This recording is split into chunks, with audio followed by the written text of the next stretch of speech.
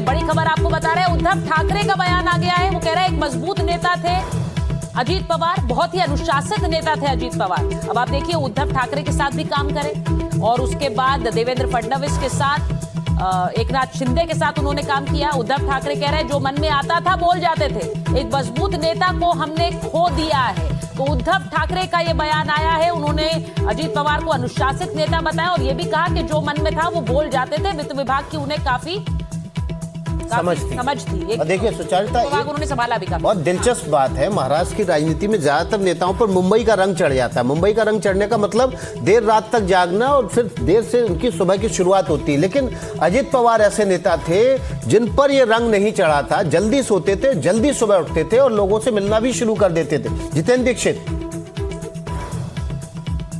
ये बात बिल्कुल सही कह रहे हैं विकास आप।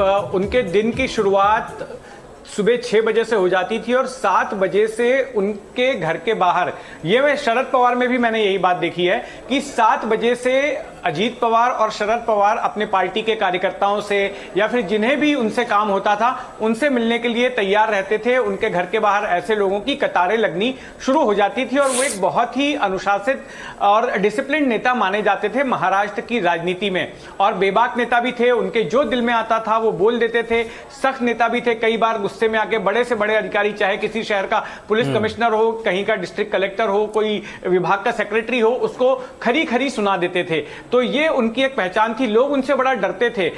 जो महकमे के अधिकारी होते थे उनमें अजीत पवार का बड़ा डर होता था और उनकी इमेज एक कुशल प्रशासक की रही है।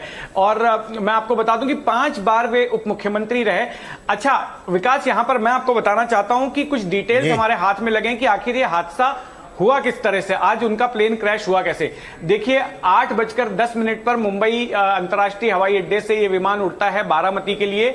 8:40 के आसपास ये विमान बारामती के पास पहुंचता है, लेकिन उस वक्त हवाई अड्डे पर बहुत ज्यादा कोहरा होता है और कुछ दिखाई नहीं देता है।